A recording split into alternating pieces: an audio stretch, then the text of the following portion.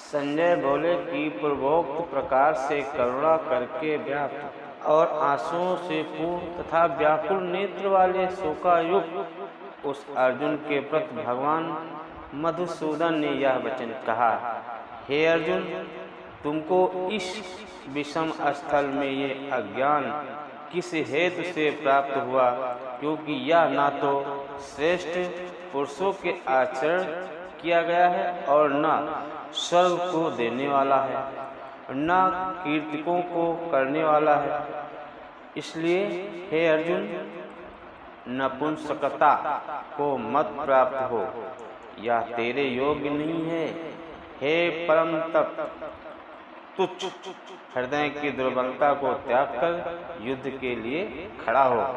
तब अर्जुन बोले कि हे मधुसूदन, मैं रणभूमि में भीष्म पितामह और द्रोणाचार्य के प्रति किस प्रकार बाणों से युद्ध करूंगा, क्योंकि हे अरिसूदन, वह दोनों ही पूजनीय हैं।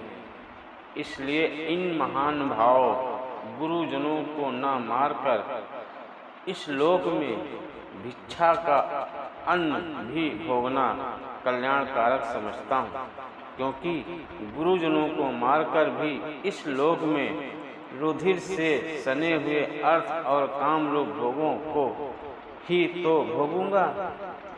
और हम लोग यह भी नहीं जानते कि हमारे लिए क्या करना श्रेष्ठ है, अथवा यह भी नहीं जानते कि हम जीतेंगे या हमको वो जीतेंगे।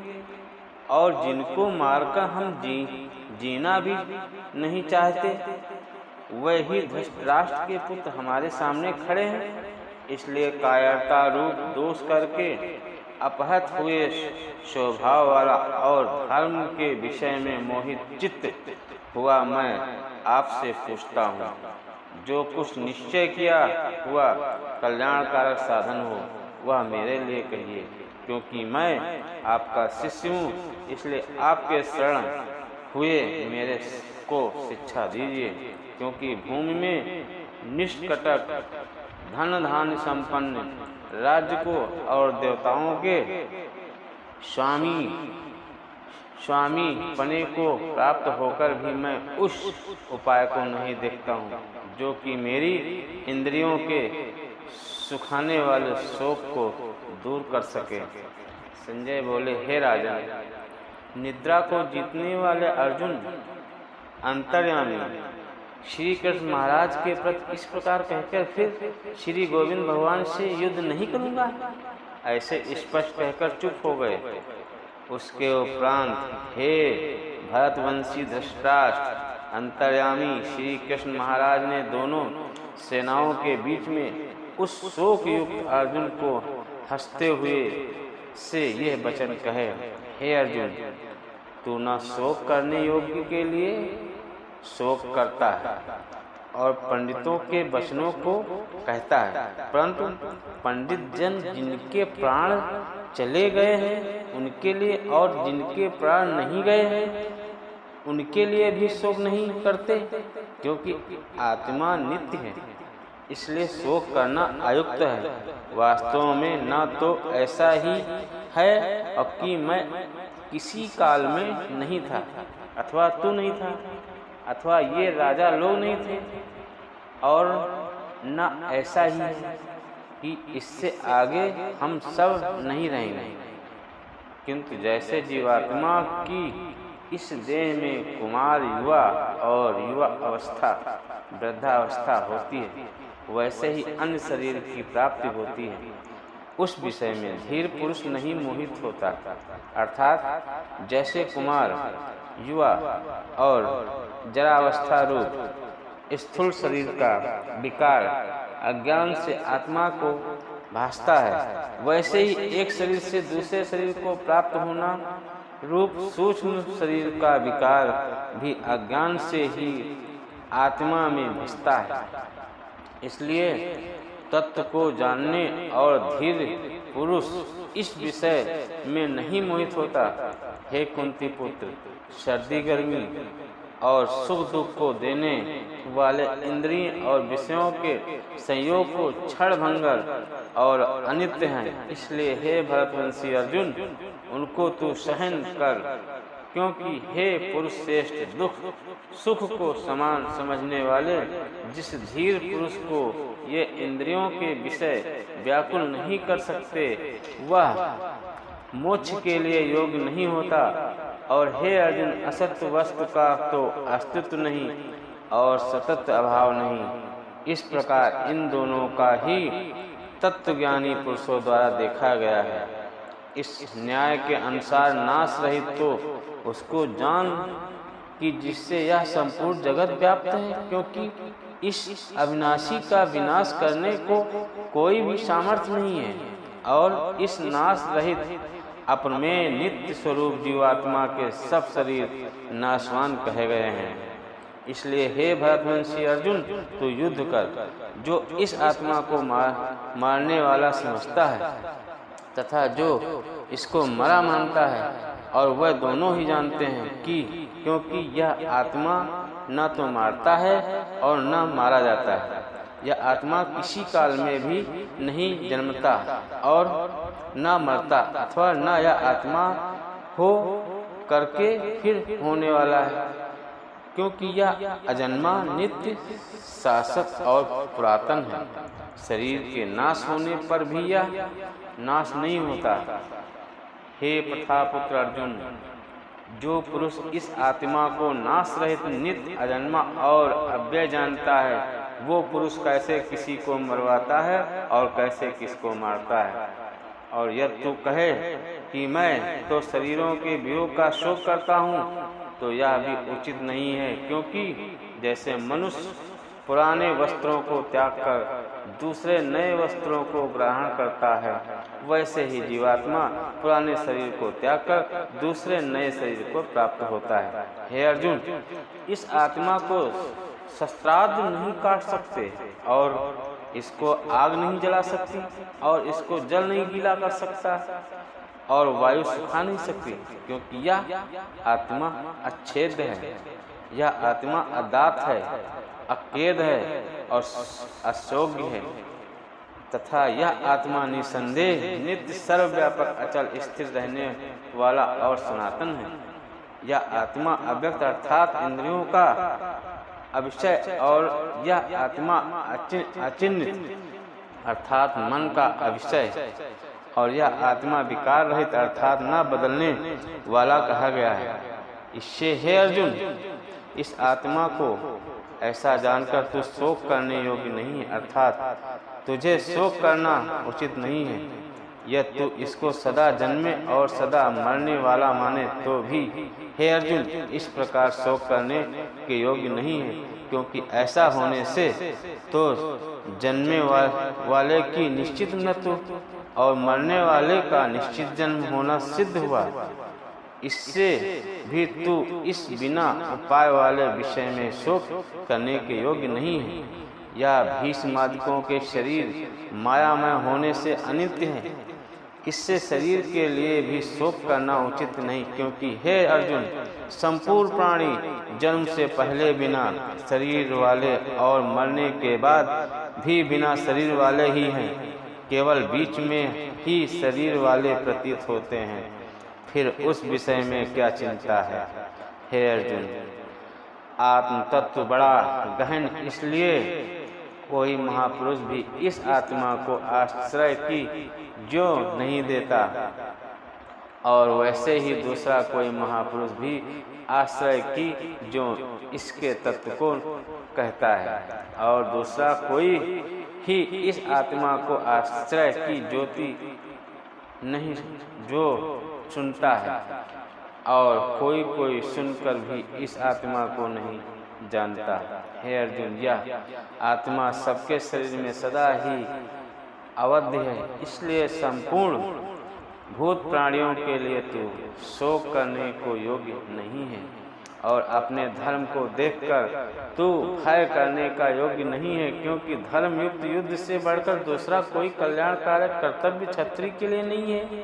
हे पार्थ, अपने आप प्राप्त हुए और खुले हुए स्वर्ग के द्वार रूप को प्रकार के युद्ध के भाग्यवान क्षत्रिय लोग ही पाते हैं, और यदि तू इस धर्मयुक्त संग्राम को नहीं करेगा तो स्वधर्म को और कीर्ति को खोकर पाप को प्राप्त होगा और सब लोग तेरी बहुत काल तक रहने वाली अपकीर्तियों को कथन करेंगे और वह अपकीर्ति माननीय पुरुषों के लिए मरण से भी अधिक बुरी होती है और जिनके लिए बहुत माननीय होकर भी अब तू तुच्छता को प्राप्त होगा। वह महारथी लोग तुझे भय के कारण युद्ध से उपराम हुआ मानेंगे और तेरे बैरी लोग तेरे सामर्थ्य की निंदा करते हुए बहुत से ना कहने योग्य वचनों को भी कहेंगे। फिर उससे अधिक दुख क्या होगा।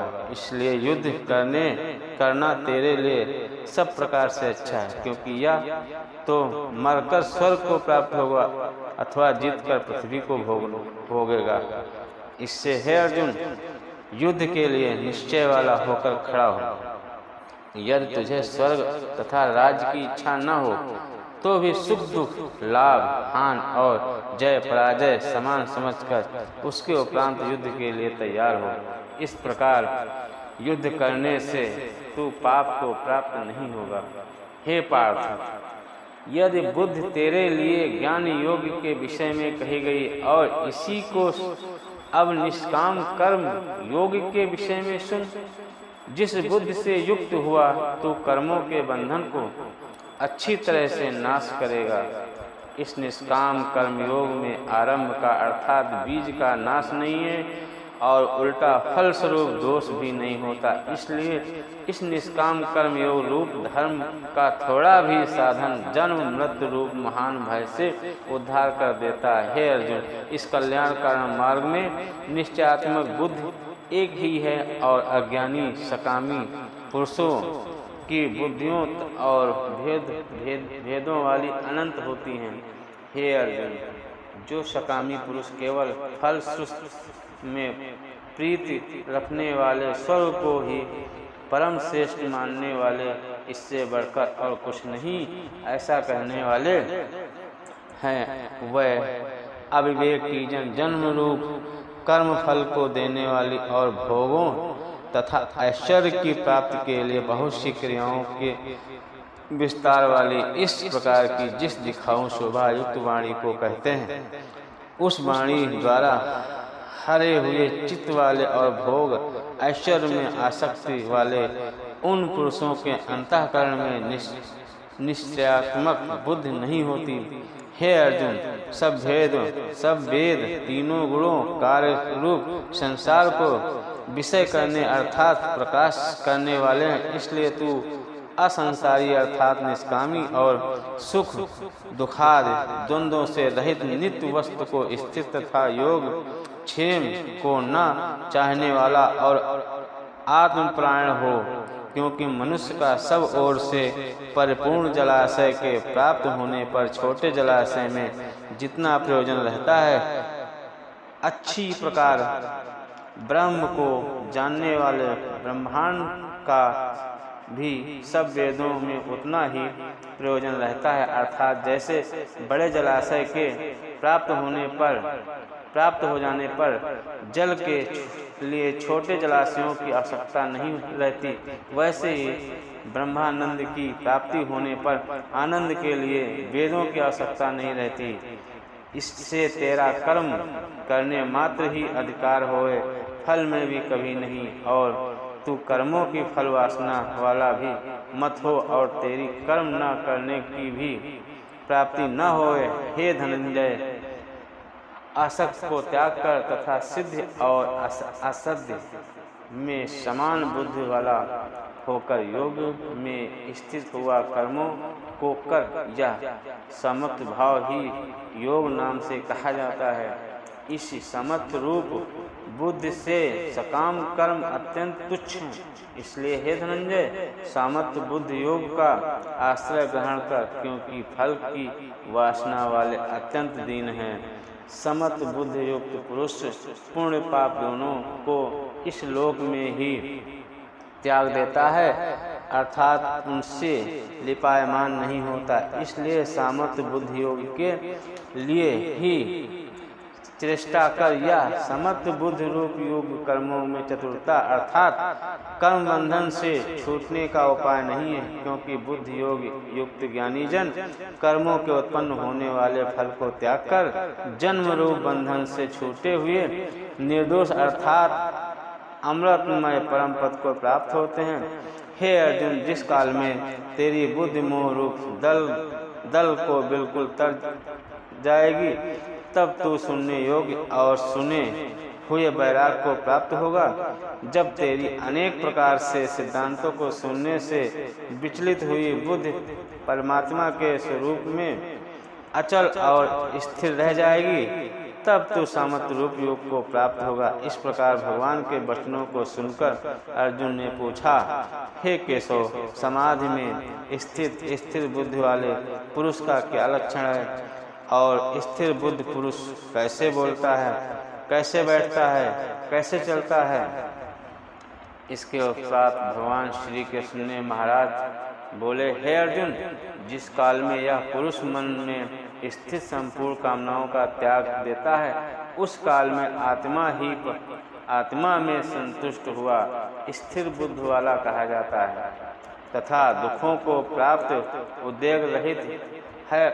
मन जिसका और सुखों की प्राप्ति में दूर हो गई है, इस तरह जिसकी तथा नष्ट हो गए हैं राग, भय और क्रोध, जिसके ऐसा मन स्थिर बुद्धि कहा जाता है। जो पुरुष सर्वत्र स्नेह रहित हुआ उन शुभ और अशुभ वस्तुओं को प्राप्त होकर न प्रसन्न होता और न द्वेष करता है, उसकी बुद्धि स्थिर।